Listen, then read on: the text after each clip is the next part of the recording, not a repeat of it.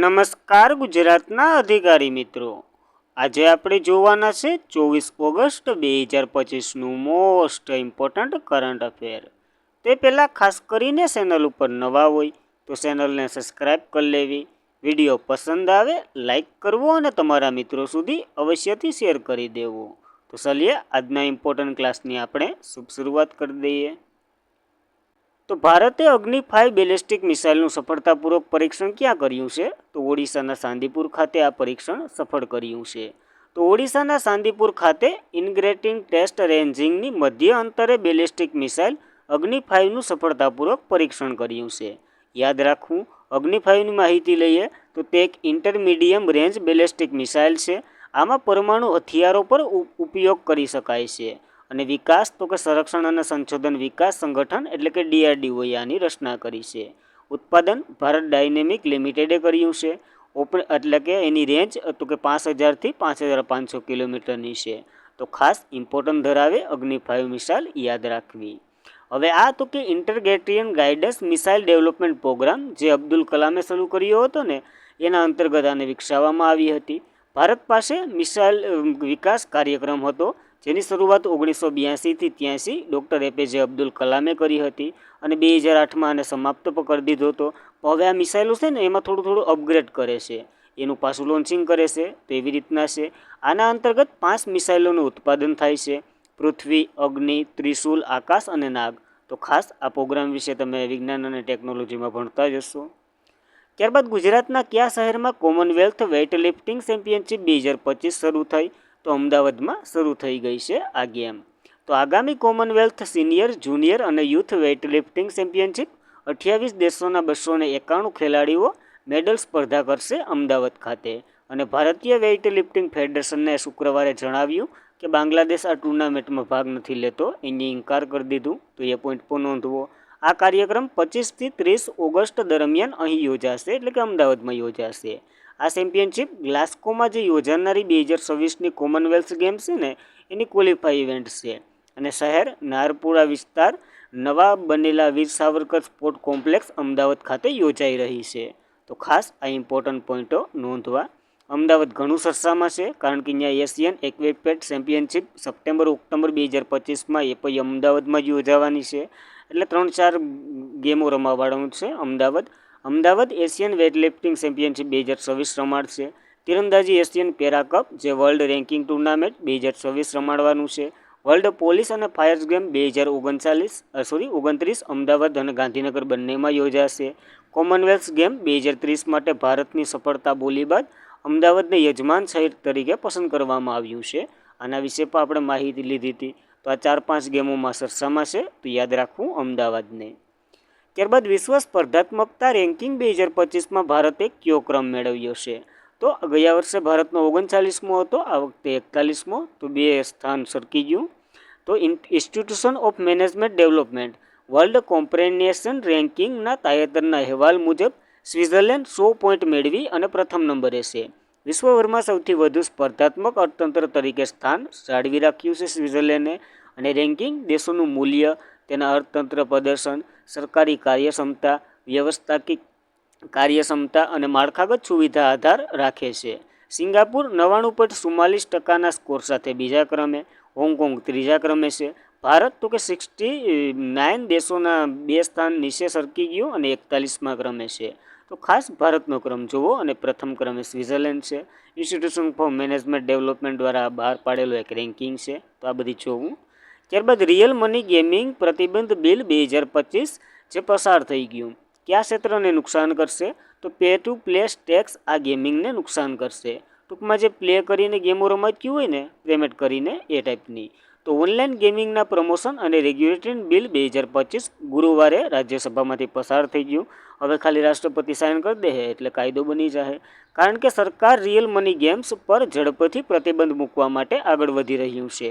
આ કાયદા હવે રાષ્ટ્રપતિ દ્રૌપદી મુર્મુના ડેસ્ક પર જશે અને હસ્તાક્ષર કરવામાં આવશે, પછી કાયદો બનશે। આ પગલું ડ્રીમ11, MPL અને પોજીકાબાજી જેવી ગેમો છે ને, એના ઉપર અસર કરશે।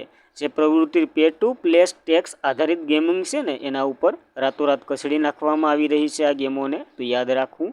શા માટે આવું કરી રહ્યા છે? તો તો ઓનલાઈન ગેમિંગના કારણે ઘણા લોકો છેતરપિંડીનો ભોગ બની રહ્યા છે. ઘણા લોકોએ પોતાના પૈસા ગુમાવ્યા અને આત્મહત્યા કરી લીધી. આવા બધી કેસો જોવા મળે એટલે આ બિલ પસાર કરવું આવશ્યક હતું, એટલે પસાર કરી દીધું. આના પર પ્રતિબંધનો ઉલ્લંઘન કરશે તો 3 વર્ષની જેલ અથવા તો 1 કરોડ રૂપિયાનો દંડ આપવામાં આવશે. આ સજા થઈ શકે, બેમાંથી એક. ઓનલાઈન ગેમિંગ ઓથોરિટી બનાવવામાં આવશે જે ગેમિંગનું નિયમન કરશે અને એના અંતર્ગત જ બધી થાય. તો ખાસ એ પોઈન્ટ પર નોંધવો. ત્યારબાદ નાસાએ યુરેનસનો કેટલામો ચંદ્ર શોધ્યો? ચંદ્ર એટલે એનો ઉપગ્રહ, જેને S2025 U1 નામ આપવામાં આવ્યું છે. તો 29મો ગ્રહ શોધી નાખ્યો છે નાસાએ. તો નાસાએ જાહેરાત કરી જેમ્સ વેબ સ્પેસ ટેલિસ્કોપ છે ને એને આ એક નવો યુરેનસનો ઉપગ્રહ શોધી કાઢ્યો, જેનું નામ S2025 U1 રાખવામાં આવ્યું છે. નાસા અનુસાર સાઉથ વેસ્ટ રિસર્ચ ઇન્સ્ટિટ્યૂશનની આગેવાની હેઠળ એક ટીમે 2 ફેબ્રુઆરી 2025ના રોજ ચંદ્રની ઓળખ કરી, જેના ગ્રહના જાણીતા ઉપગ્રહ પરિવારની સંખ્યા 29 થઈ ગઈ. તો ખાસ, અને આ ઉપગ્રહ તો કે 10 કિલોમીટર એટલે કે 6 માઇલ વ્યાસ ધરાવે છે.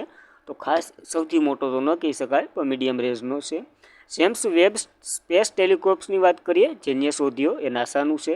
અને આ telescope NASA, European space agency અને કેનેડિયન સ્પેસ એજન્સી વચ્ચે આંતરરાષ્ટ્રીય સહયોગનું એક પરિણામ છે.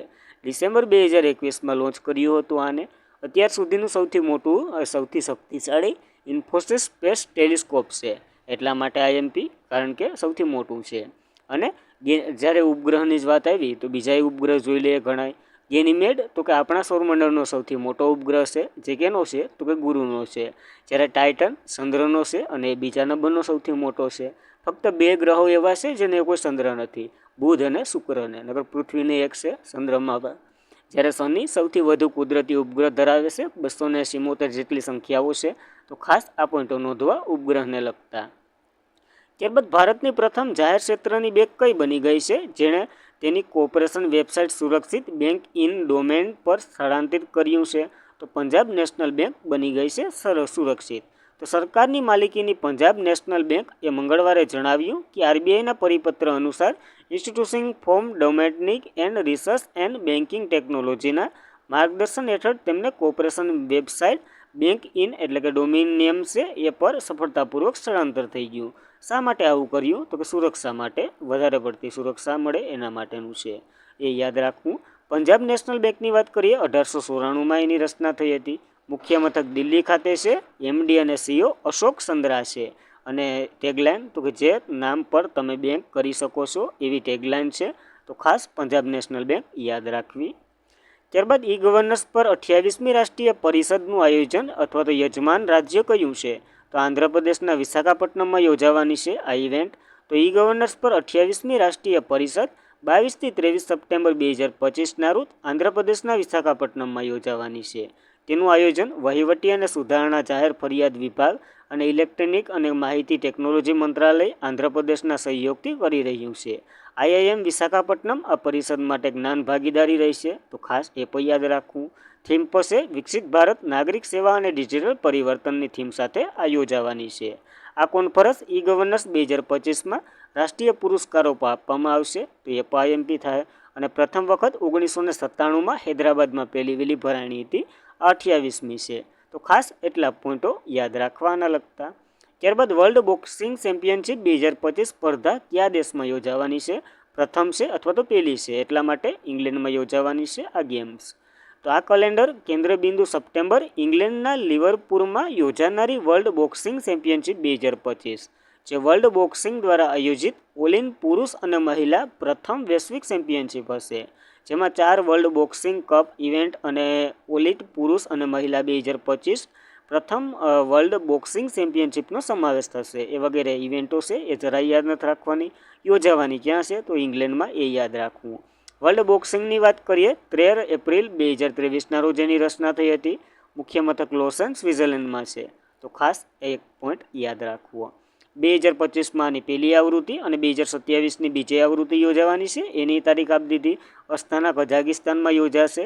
તો આ બંને, એક ઇંગ્લેન્ડમાં અને એક કઝાકિસ્તાનમાં, બંને આવૃત્તિ યાદ રાખવી. ત્યારબાદ પ્રીમિયર લીગમાં સૌથી વધુ PFAનો player of the year award કોણે જીત્યો છે? તો મોહમ્મદ સલાહે જીત્યો છે આ એવોર્ડ. તો લિવરપૂલના ફોર્ડ મોહમ્મદ સલાહ જે પ્રીમિયર લીગના ઇતિહાસમાં પોતાનું નામ નોંધાવી 3 વખત PAF player of the year of the જીતનાર પ્રથમ ખેલાડી બન્યા છે. મંગળવારે રાત્રે માન્ચેસ્ટર ઓપન હાઉસ ખાતે આ સમારોહમાં આને મળ્યો છે અને જે ઇજિપ્તના ખેલાડી છે એટલે કે ઇજિપ્તના સ્ટાર છે 2024-25નો આ એવોર્ડ મળ્યો. 53મી આવૃત્તિ હતી આ પુરસ્કારની. આનું પૂરું નામની વાત કરીએ ને જે PFA તો professional football association men's player of the year થાય છે. તો ખાસ ફૂટબોલને લગતો છે અને આ એવોર્ડ ફૂટબોલ શ્રેષ્ઠ ખેલાડીઓને આપવામાં આવે છે જે દર વર્ષે આપવામાં આવે છે. તો ખાસ જે પ્રીમિયર લીગ જોઈ અને ક્રિકેટ ન કરી આવતા તો એ પણ નોંધવું. ત્યારબાદ સતીશ ગોલસા દિલ્હીના પોલીસ કમિશનર તરીકે નિયુક્ત થયા છે. તો ખાસ ઇવેન્ટ સારી છે કારણ કે SCCGDએ પહેલાં આવું પૂછી લીધું છે. તો જોઈ લઈએ. દિલ્હીના મુખ્ય મંત્રી રેખા ગુપ્તા પર જે હુમલો થયો એ પછી સતીશ ગોલસા જે દિલ્હીના નવા પોલીસ કમિશનર તરીકે નિયુક્ત થવાના છે અને સંજય અરોરાનું સ્થાન લેવાના છે. તો ખાસ આ પોઈન્ટ પર એક નોંધી લેવો.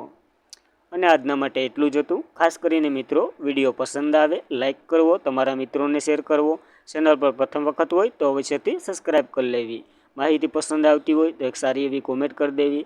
ટેલિગ્રામમાં જોઈન થઈ જવું ડેઈલીની ક્વિઝ PDF ટેલિગ્રામ આ કરંટ અફેરના પ્રશ્નો વગેરે માટે.